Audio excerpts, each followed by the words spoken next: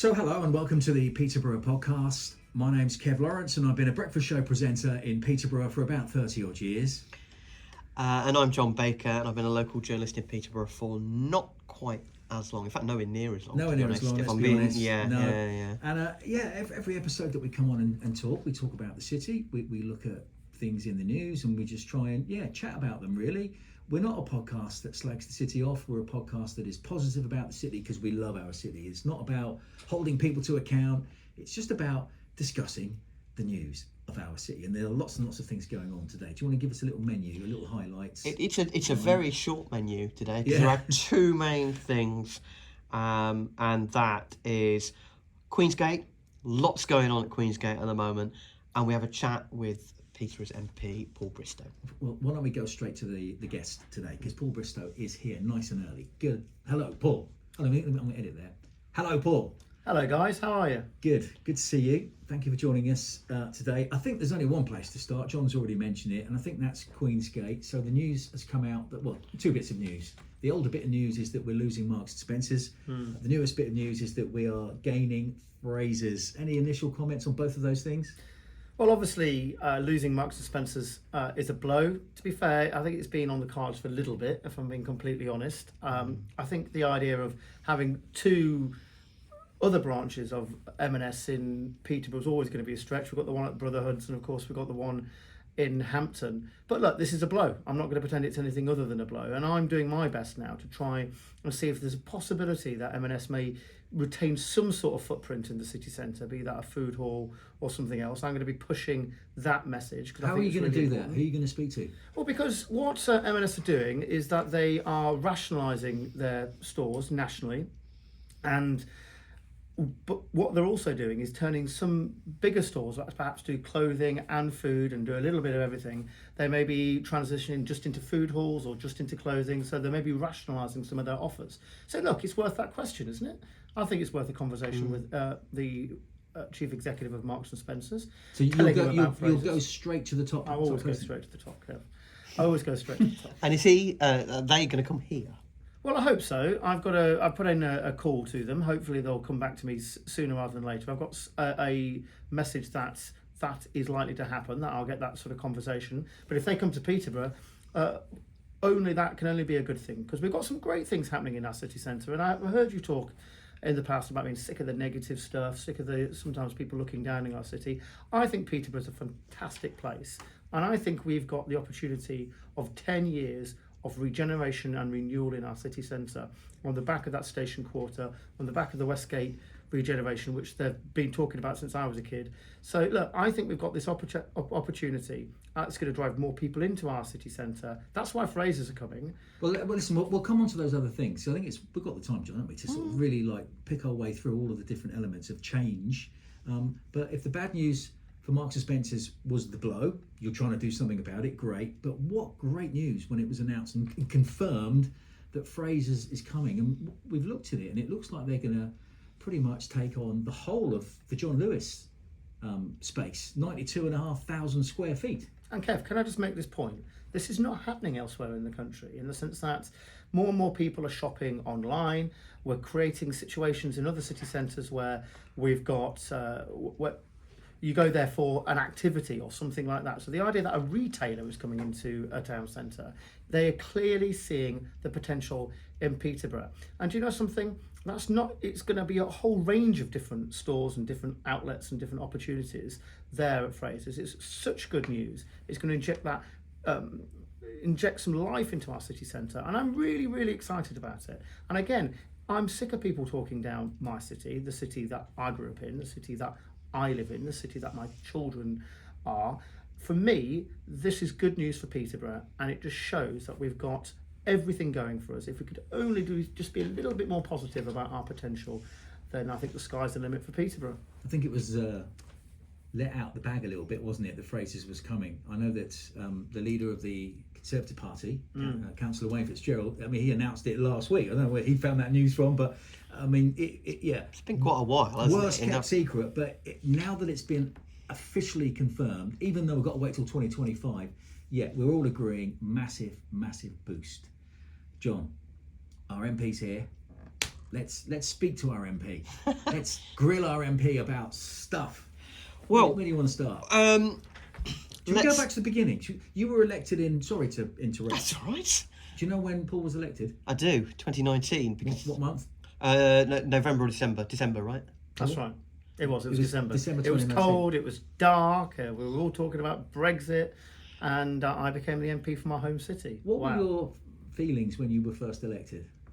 Well, I couldn't believe it in the sense that I knew it was on the cards. I knew I might win, but it didn't seem real until that announcement was made. I'd stood, obviously, if you remember before, 6 months previously at the by-election, where I didn't come second. I didn't just lose. I came third behind both the Labour Party and then the Brexit Party.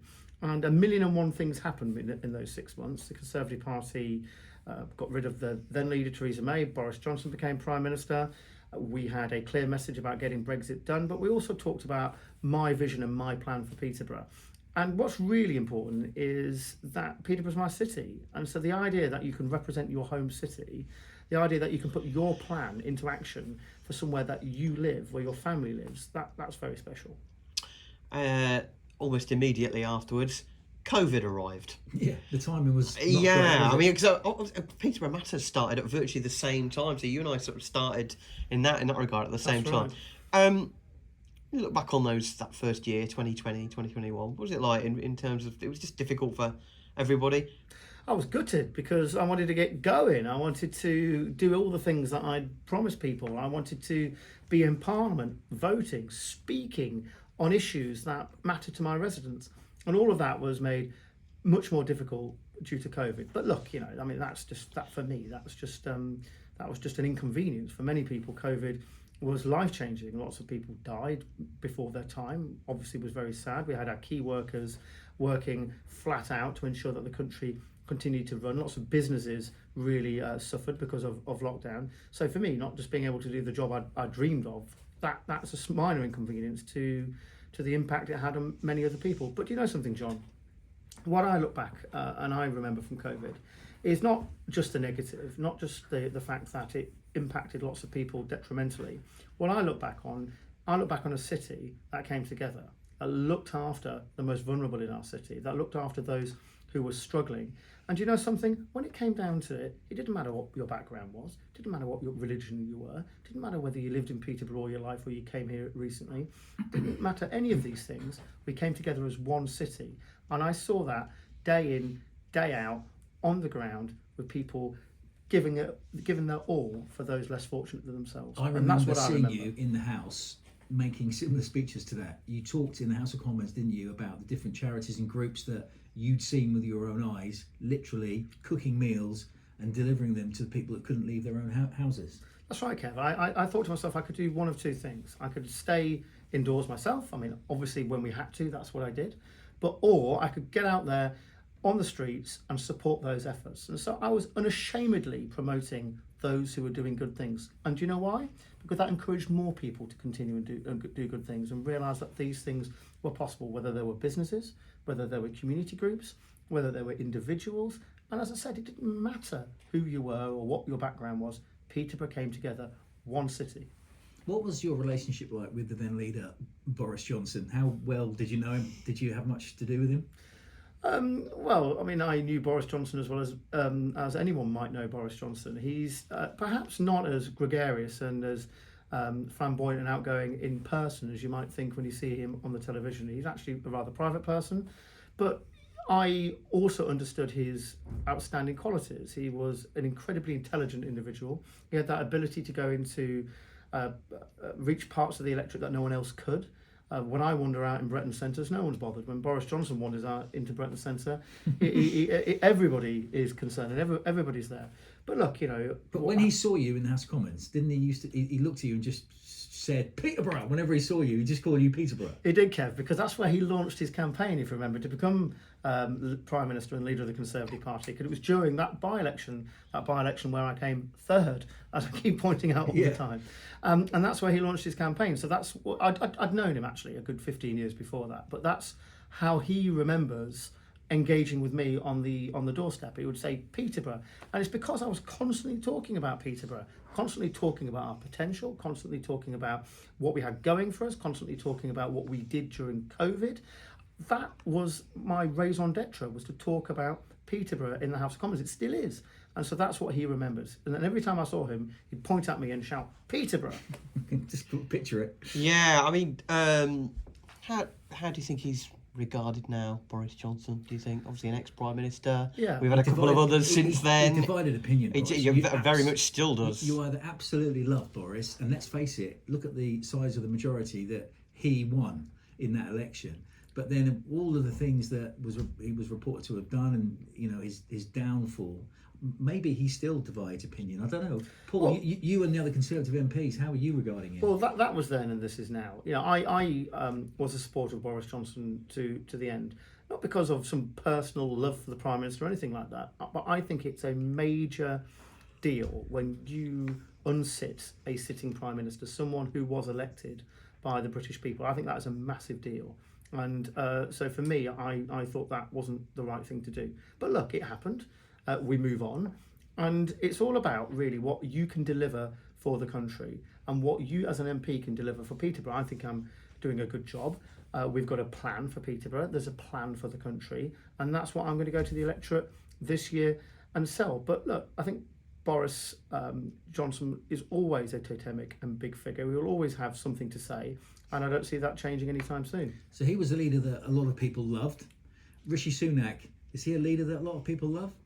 Rishi Sunak's a different type of Prime Minister to Boris. Boris was gregarious. Boris was, honestly, ferociously intelligent, by the way.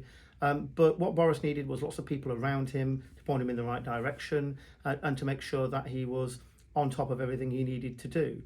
Rishi Sunak's different. Rishi Sunak is a details man. Rishi Sunak is what he says on the tin. He's someone that has a plan. He's delivering against that plan. And I think that's what people will judge his premiership on. But the polls don't look too good, do they? Well, look, they never you look must good. read them and go, oh dear. No, they never look good for a party in midterm. I'm not saying that with the departure of Boris Johnson and Rishi Sunak becoming Prime Minister, it's always been plain sailing at all. But I think the British public will judge us on our record and will judge us on Rishi Sunak's plan. I think inflation has come down. I think growth is still there. Everyone's predicting that we'd be in recession and that the economy would be in the doldrums. That's just not happened. NHS waiting lists are starting to change, and we are stopping the boats. That is what this government will be judged on. And also, I hope that I'm judged on my plan for Peterborough. Well, I mean, we haven't mentioned the fact that there was a chaotic period with Liz Truss in the middle of all that as well. We haven't mentioned her. I mean, that must have been a real sort of... What was it like being around House of Commons at that point when you got 44 days or however many days it was of carnage, really? Yeah, well, look, I mean, I think mistakes were made, and I think she suffered as a result of that. But I also think that ultimately Rishi Sunak became Prime Minister, we pulled our socks up, and we're delivering against that plan. But look, people kept telling me during that time that I was an MP in extraordinary times. Do you know something, John? I could do with a bit of ordinary, to be honest with you. And I think that's probably what I've had since Rishi Sunak has become Prime Minister. Yeah. And I think that's why I think he's got this plan. That's why I think we'll go on and win the next election. You said about stopping the boats earlier on. Have you really stopped the boats? It seems like it's as bad as ever. The numbers last year were terrible. The numbers are down by a third. Okay, so that's significant progress. We've got this deal with Albania. The idea that Albanians are coming over and getting asylum in our country is absurd. This is a country that's not at war. It's not dangerous in that regard. And these people are economic migrants. I mean, let's be honest about it. There is routes for economic migrants to come to this country, but those routes aren't on the back of dinghies sailing across the channel. And tell you what, Peterborough is a multicultural city, a diverse city with different people from different backgrounds. And the people who are most angry sometimes about people coming over on small dinghies are those recent arrivals themselves, because they don't want people jumping the queue. That's what it's all about. And so we are going to get a grip of this. Rwanda is a deterrent. And I think that's important. Is that going to happen, do you think? Well, I think a deterrent like Rwanda just simply has to happen, or they'll keep coming, because the French aren't exactly covering themselves in glory here, waving them away to us. And I think that's absolutely wrong. You can't trust the French government in that regard, because they don't seem to be cracking down on it, and I say that openly and perhaps quite outspokenly. So as far as I'm concerned, we simply have to do this. We simply have to have controlled borders, controlled immigration, not least for the people in the queues themselves. And just one last point: all these people who turn around and want to lend a hand to those crossing the channel, and I understand why, but the only thing that they're doing is funding the evil people smugglers who are making millions out of this, out of misery, out of putting these people's lives at risk. It has to stop. It's heartbreaking when you see on the television images of these boats, these dinghies, drowning sometimes, often with children and families, and they're sitting there praying that they're going to cross the channel safely. And then when they get here, then what? It's heartbreaking. And I think, Rishi Sunak making this as one of his key priorities to tackle is a really important thing. It is. Is he going to have the time to do it? Do you think, though? You talked about the people smugglers, these gangs. I don't hear too much about what's happening to literally go for the gangs. Yeah, is the Rwanda plan aimed at dealing with the gangs? Okay, well, there's been money ploughed into schemes to try and deal with the gangs. A lot of that, we have to rely on the French. I don't think we're getting value for money, Kev. Probably wouldn't hear many government spokesmen saying that, but I don't think we're getting value for money. I think, because it's not stopping, is it? I think it's down by a third. That's good. That is excellent that it's down by a third. You get many boat crossings that are stopped and are prevented, but they're still coming. Still too many. Yeah. There's still too many. And as you say, they're playing with lives. You see a lot of children. You see a lot of families crossing. Well, actually, I don't think you see enough of that. What mostly these people are young men crossing the channel. I understand why they're young men, because they're sent by their families to go and make money and send it back again. But this country can't afford to keep being addicted to that sort of cheap labour. It doesn't do local people in Peterborough any good. It doesn't raise their wages. And as far as I'm concerned, it just can't continue. The only people that this enriches are the people smugglers. And quite frankly, it just has to stop. Okay, there's a lot of local stuff that we want to talk about. So I don't know, we've mentioned Queensgate, Fraser's and Marks and Spencer's. You mentioned earlier Station Quarter. We'd like to mention the plans that APG have put forward to develop the showground. We want to mention the regional pool. We want to mention the fact there's a new council leader, how you're getting on with him. We want to mention this election year. So all of these things we're going to tick off one by one now. Well, why don't we start with that? Obviously, we have a new council leader, Hamid Farouk. Are you working with him? Are you speaking with him? How does that work? Well, look, I mean, I think the way he became council leader was wrong. I think he's not exactly covered himself in glory. I think he has got a lot to answer for, but that's for him to look himself in the mirror every day and think whether he's done the right thing, because he wasn't elected by anybody, and the Conservatives actually won the 2023 election. But do you know something? Look, that's happened. I can't influence that. I'm not going to sit there and continually criticise Farouk. He is the leader of the council, and I will work with him for the benefit of my city. Even if Labour became even though they keep losing elections in Peterborough, and long may that continue. But even if we had a Labour leader of Peterborough City Council, I would work with them, because at the end of the day, it's about my city, the city I grew up in, the city I live in. That's what I care about. So how often have you met Farouk? How many conversations have you had with him? Are you literally working on projects side by side as the council leader and as the Member of Parliament for the city? Well, I met him a few days after he became leader and asked him a series of questions. A lot of them he said he couldn't answer, and he would come back to me, and I'm meeting him again on Friday, and hopefully we'll have an update on that. But I see him on a regular basis anyway at various different things we have to go to together. And, we've got a perfectly... on the face of it, a perfectly decent and good relationship, a professional relationship, I would say. And that's what's important. I will always be professional with whoever I meet, and it's all for the benefit of my city. It's not about politics or personalities or anything like that. As far as I'm concerned, it's about what's right for my city, and I'll work with anyone to achieve an outcome for that. You mentioned Station Quarter. This is something John and I, we've discussed this quite a bit, haven't we? Yeah. The development of that part of the city. I mean, it's been on the cards for so many years, but there is money for it. I've often heard you mentioning it as a big plus for the city. Can you dig into a little bit of the detail on Station Quarter for us and explain why it's so important for Peterborough? Sure, Kev. My job, I always say, is I'm not the deliverer. Okay, I'm the hunter gatherer in the sense that I go out and I get the money from government. I make the case for Peterborough. I make the case for the projects that we want to deliver, and then the government will make a decision on whether they want to fund that or not. And I think I've done pretty well with that. And the flagship of that is the £48 million we got for the station quarter. It's part of a £70 million overall project. What that's going to do is build a new gateway, not just to Peterborough, but to the east of England itself. Peterborough Station is one of the busiest stations in the country in terms of being on that main line. But we've got, 5 or 6 platforms. It's busy all the time. And to be honest, it's not an attractive station. It's not an attractive place to come to. It's tired looking, isn't it? It's tired. It can't cope with the amount of traffic it needs through. And so we're going to create that western entrance, by the way, as well, so it stops people clogging up the bridge, coming around the roundabout. That will relieve congestion in our city centre. But it's more than just a station. It's more than just a station. It's a gateway that leads into our city centre that can kickstart that 10 years worth of regeneration and renewal that Peterborough needs. It will bring new people to our city. It will bring new jobs to our city. It will bring new retailers and shops and residential units to our city. This is just the kickstart we need.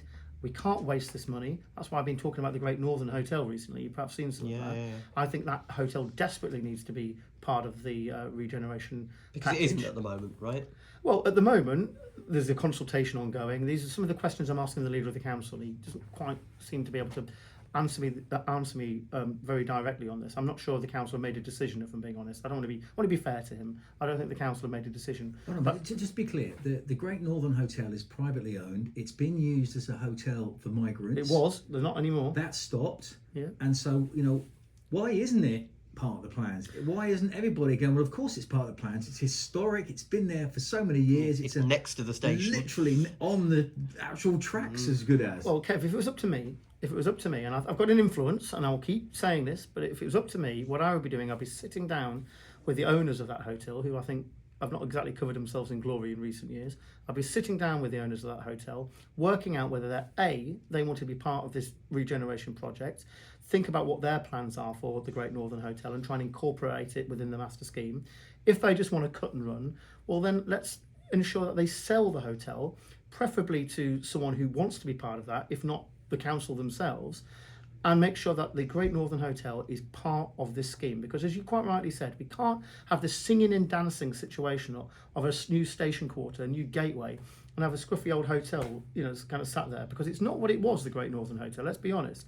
And the last year has affected its reputation further. I know people who are in tears, by the way, let's just remember this, tears, who had weddings booked there, staff who were made redundant from that hotel, all because of this. And I'll tell you what will happen if it's not part of this regeneration project. It will be used for what it's just been used as. I got that hotel stood down as a migrant hostel. But if you're the hotel owners and you can see quick bucks, money that can be made, they will do anything to make a return out of that hotel. That's just the nature of business. And whether that's migrants, whether that's other people that could be housed there, perhaps we wouldn't want as part of a new regeneration project, that's what they'll do. And for me, that's what we need to stop and prevent. Obviously they're not here to sort of answer that and defend themselves. No, they're not. And look, but that's why we need to sit down with them and work out their plans. And I'm not criticising them in the sense that they're trying to make money. Well, I am criticising them, that's wrong. But what I'm saying is what we need is a plan to regenerate that hotel, whether with the existing owners, new owners, or maybe a public body. So it's part of this regeneration plan. It can't just sit as it is right now. Now, talking of regeneration, AEPG have been in the news a lot over the past year or two. They are the promoters of the East of England Showground. We've lost the Speedway, but they've talked a lot about these massive plans to build up to 1,500 new sustainable homes, all as part of a big leisure destination. It's called Cultura, with plans for a hotel and for sports pitches and for a care home. Are you pro development? Is this development something that you're fully in favour of? Well, I think it's very sad that we lost the Speedway at the showground. That's something that I think it is a very regrettable outcome, but I understand how that's come about, and I hope the council are able to support Speedway in obtaining a new home. But parking that to one side, Just 2 points I'll say. First, it's not in my constituency, so I've got to be careful what I say. I certainly don't want to step on Shailesh Vara's toes. It's not in my constituency. But I think the potential from the plans I've seen for that area is exciting. I think it can be yet another shot in the arm for Peterborough, something that will attract people to our city, something that will make best use of that area. But I understand why people feel so strongly about the Speedway, and I hope that's found a new home. Let's talk elections. Yeah. This year? Yeah. Have you already sort of on the campaign trail? When do you think the election will be? Do you know? Well, I've been on the campaign trail Forever. Since You're the day always after, campaigning. day after I No elected. downtime. A day after I elected. The most important thing for me is to talk to local people. I might not always like what they have to say, but I tell you what, I will always sit down with local people and listen, because that's how you get common sense. What as far are as they I'm concerned. saying? Well, look, I think there's a general feeling that they want Peterborough to turn a corner. I'm continually said that Peterborough has the opportunity to continue to grow, and I want to see Peterborough reach its potential. I think we are turning a corner. I think we've got those hundreds of millions of pounds, which I've talked about. I've been pretty effective at getting that money. We've got the new university there. We've got other plans for our city, including the station quarter and city centre regeneration, and a new NHS community diagnostic facility in our city as well. So these are good things. I think Peterborough is turning a corner. I think people just want to see delivery now. What do you say to people who moan? We've touched on this a lot. There's a lot of negative people that think the city centre's dying, that Queensgate's dying because we lost John Lewis, we're losing M&S. There's a lot of negativity. Untidy, antisocial behaviour, all of these things. Have they got a point? When you encounter those people as you're knocking on the doors, what do you say to them? Well, look, I think I moved to Peterborough in 1985 when I was just 5 years old. I grew up here. My parents grew up here. Peterborough is different now to when it was when I first moved here.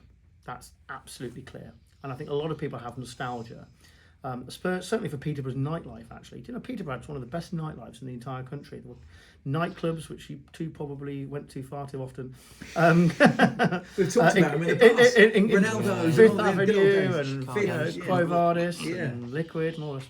So I remember all these places too. I was young once. So I remember all these places too. And Peterborough did have that reputation, especially with John Lewis as well. Peterborough was a real regional centre.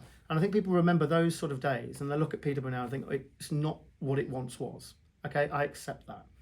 But Peterborough can be great again, as far as I'm concerned. We've got a new university. Let's understand why that's important. Because when I was 18, guess what I did? I left Peterborough. Because I left Peterborough and went to university. And far too much talent does that. Now, I came back. A lot of people may think that's a good thing or a bad thing. But I came back and I ended up doing this job. But I want more and more people to stay in our city, or at least come back to our city. And this university is full of people from PE postcodes, bettering themselves and creating the high-skilled jobs, high-wage jobs of the future. That's what this city needs. Second point is Peterborough can be a place for bigger companies to come to and invest in those high-skill, high-wage jobs. No longer does it have to be a low-skill, low-wage economy. We need better ambition from that. And again, I think that's beginning to show itself with expansion at many city firms, especially at Caterpillar, Perkins Engines. We can create that high-wage, high-skill economy, and there are lots of plans around that research hub and the university to deliver that. So look, we have those hundreds of millions of pounds in Peterborough. We've just talked about Frasers. It's no accident or coincidence that they're coming. They see our location towards the centre of London. They see the money that's going into the city centre. They see the station quarter. And if only we had a little bit of vision, Kev, around the football stadium and what that might deliver in terms of a 24/7 or 7-day week stadium in our city centre. Hopefully not on the outskirts of the city somewhere, that no one goes. We need it in the centre of our city, as far as I'm concerned. Then I think we can grasp that potential, and we can that 10 years worth of regeneration and renewal. That's my vision for Peterborough. Wow. There was one thing I didn't mention, I wanted to mention earlier, and that was the regional pool. I touched on it. This is something that's upsetting a lot of people. I don't know. Maybe the football stadium idea that might incorporate a swimming pool. The city, the size of Peterborough, needs a regional swimming pool. My little girl has no swimming lessons. Of course it does. She's 9 years old. Do you know what I thought was really embarrassing? Was when I went at the swimming club outside the regional pool a few weeks ago, when we did a big Save Our Swimming Pool type campaign. Do you know where they're going? The swimming clubs. Do you know where they're actually going to? Well, there is look. Whittlesea. Oh, Whittlesea. The Manor Leisure Centre. The Manor Leisure Centre, Yeah. Whittlesea. I grew up in Whittlesea, right? So I know that. And my dad was a councillor there. I used to go to that. I used to go to the regional pool, actually, Peterborough Regional. But I also used to go to the Manor. And the idea that that's our pool of choice for the local swimming club, I just think is frankly outrageous. Now, look, do I think Who's to blame? Sorry? Who's to blame for the fact that we don't have a swimming pool at this moment in time? Who's responsible? I'm not going to say the word blame because that's I think unfortunate. But what I will say is this: there were plans a few years ago for a new swimming pool that government would have part funded. For one reason or another, that wasn't realised. I think people could have fought harder for it, but for one reason or another, that wasn't realised. It wasn't going to necessarily be anything necessarily to do with me. But I think that's a shame. But that was then, this is now. What I will say is this. The regional pool, one day it was deemed safe, and the next day it's not. It's had its problems with Legionnaires and asbestos. But this nonsense around RAC, this nonsense around, we've got the same with Cuckoo's Hollow, by the way. Have you seen those bridges? One day they were deemed safe, and the next day they're not. I mean, the whole thing's a nonsense. You know, what we need to do with that swimming pool is make, do and mend. And tell you what, if it costs the council a few bob, maybe that should focus their efforts on trying to secure that money to try and get a new regional pool in Peterborough. We should spend the money, make, do and mend. We can't have a situation where the city the size of Peterborough doesn't have a regional pool. What council officers will have been presented with is a swinging, all-seeing, all-dancing solution to the problems the regional pool has. We don't need that. We need to make, do and mend for a few years while we get the money together to build a new pool for Peterborough. so we mentioned briefly elections earlier on.